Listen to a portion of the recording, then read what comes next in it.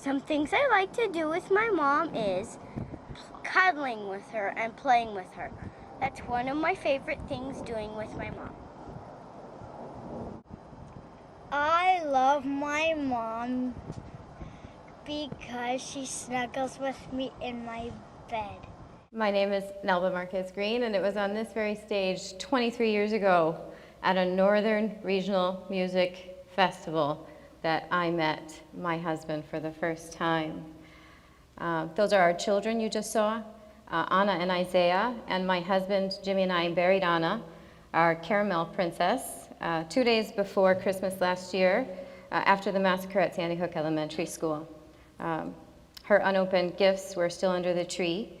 Isaiah survived, but was at the school the day of the shooting and heard the gunfire that took his sister's life.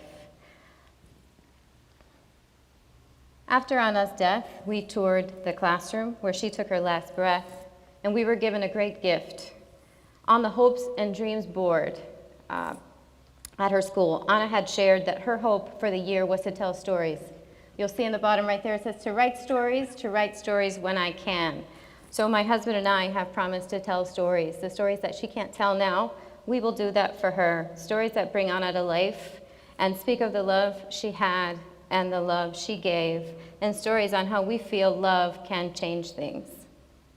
A few months ago, one of those stories, one of those things I wrote about teachers to Capital Region Education Council, and they invited me to share a few thoughts. Inspired by the teachers at Sandy Hook Elementary School, my own mom, a 32-year veteran of Hartford Public Schools, and the teachers that have influenced my own life, it was easy to find the words. I based that speech on promises we made of love, faith, and courage. And that speech was published in Education Week and shared thousands of times, and that is how I ended up here today, talking in front of you, current and future teachers. On courage, the Sandy Hook Elementary School educators had courage. They certainly demonstrated that. I've spoken before about their selfless acts, but I think it bears repeating. 4 teachers and 2 administrators that day lost their lives to protect their building and their students. 6 women, some were wives, girlfriends, mothers. They gave their lives to save our kids, and I know there are countless, even right here, who would do the same. But there are acts of courage at Sandy Hook Elementary that never get discussed. And I'm talking about the teachers that went back in January.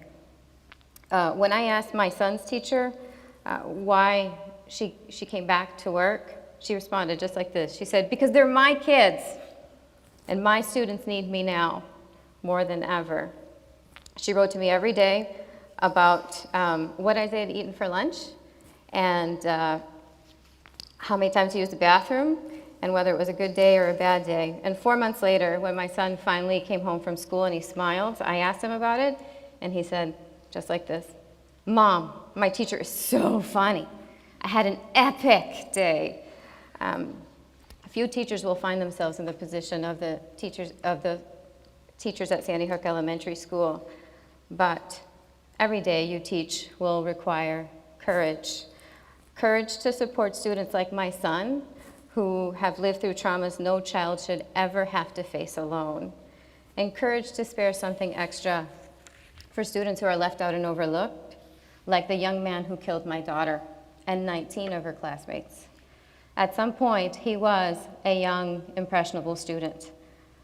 Courage for kids facing long odds, for whom your smile, your encouraging word, an extra bit of patience that you have will just provide the comfort and security that they need to try again tomorrow. We also made some promises of faith, because there's no way you could be courageous without having some faith. I saw the classroom. I actually went in and toured the classroom where my daughter was killed. I needed to see it for myself, and I find it hard to imagine how you return to work or even life without faith. Faith that those teachers had the faith that although they didn't have all the answers and they didn't know what would come tomorrow, they would keep going. I know that many of you here won't ever be in that situation, but I do think it requires great faith to go back to work every day. I know some teachers quite personally, they're sitting right here in the front row, and I know that faith that you have. Have faith that your hard work can have a profound impact on your students, and that your impact can be far-reaching.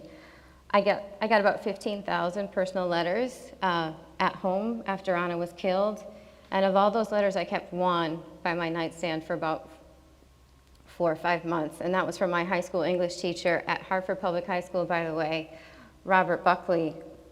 He solidified my love of words. Mr. Buckley was a middle-aged white teacher in an urban Black and Latino high school, but nobody could mess with Mr. Buckley. His expectations were exacting, and his standards were high, and he never gave up. He taught hard and he connected. As hard as we tried to push him away, we would say things like, "What do you know about our life?" And he would say, "I know that anything less than an A for you is not a real grade." And he could get away with it because he loved us and we knew it. You'll never know the impact that your spirit, your energy, your daily walk will have on your students. I know that you may not cover this in your prep courses, but the ability to connect with your kids and their parents and their families will be the most important thing you do going forward. And I'm going to tell you why. According to internationally recognized neuropsychiatrist Dr. Bruce Perry, he is the author of The Boy Who Was Raised as a Dog. He says, we used to live in a society where every child had about 4 healthy adults with whom they had a pretty good relationship. From this relationship, they would learn how to fight, how to forgive, how to love, how to self-regulate, how to cope. There's been a shift in our society. We're lucky if we see families that have 4 kids and 1 adult from whom to learn that. So what does that mean? It means your job as a teacher becomes that much more important. If they're going to be spending 8 hours a day with you, they will need you to teach them, but they will mostly need you to relate. They will need you to love. All children need love. This was the first day of school of last year. According to the National Survey of Children's Health, half of America's children will have suffered at least one adverse childhood experience before the age of 18. Isaiah is now one of them, and I'm one of them too, having survived my own attempted rape and murder when I was 5. I am living proof that that trauma, while it may shape you, doesn't have to limit you. I'm also proof that a caring teacher can change a life. I had amazing teachers at Hartford Public High School. I can't thank them enough. They still get together on the 14th of every month and pray for my family.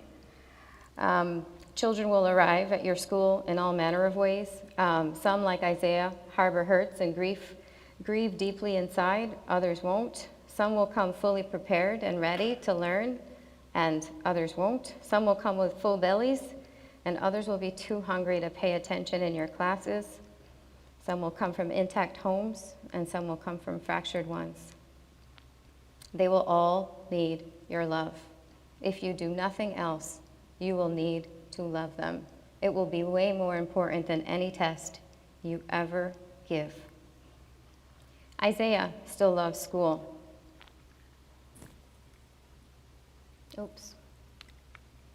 Isaiah still loves school. When I asked Isaiah last year how he wanted to honor his sister's 7th birthday, he said, "Mom, can we have a birthday party in my class? Maybe you and Dad can come tell stories about Anna, dance, and then we can have cupcakes." And with the support of his teacher and his classmates, that's exactly what we did. The most significant interventions you will have with students may not be academic. He's still in school this year, missing his sister desperately, but grounded in love. He is moving forward. We name Anna after the praying widow in the Gospel of Luke, and Grace for the characteristic we most hope her life would embody. Anna was one of the most unself-conscious, easily relatable children I'd ever met. She had friends of every size, shape, and color, and she gleefully proclaimed herself African American, Puerto Rican, and Canadian, even though she wasn't Canadian.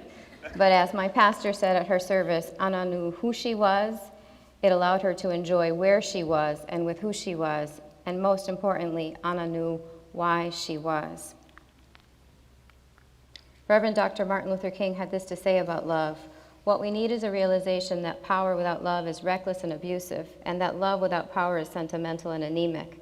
Power at its best is love, implementing the demands of justice, and justice at its best is love, correcting everything that stands against love. There's power in that love stance, and there's overcoming in that love stance. Just the other day, someone said to my friend, "Did you know her?" "No, who?" "The woman who raised that monster." The monster she was referring to was Nancy Lanza, and the person she called a monster was Adam. The truth is, he killed my daughter, and something in his home went terribly wrong. But to call him a monster absolves me of my responsibility to see him as human, and calling him a monster absolves him of taking responsibility for his actions. I invite you to consider that if we go into this conversation about standing up for our children with this type of thinking, if we label the families and children who most desperately need us monsters, belligerent, lost causes, incorrigible, hopeless, crazy, we have already lost unconditional, positive regard. It's essential to healthy development. Make it a foundational principle of your work. It will change your life and the life of your students. Washington needs a whole lot of change, but while we wait for them, let's do it ourselves. We can make change right here in our schools, in our neighborhoods, as parents and people who care for children. I stand before you now, still as Anna and Isaiah's mom, working as the Director of Mental Health and Relational Wellness for Sandy Hook Promise, and as the founder of the Anna Grace Project. 2 ways I show love winning. How will you show love winning in your classroom, with your family, in your community? I invite you to take the opportunity to think about that and how you can just really own love winning. Thank you.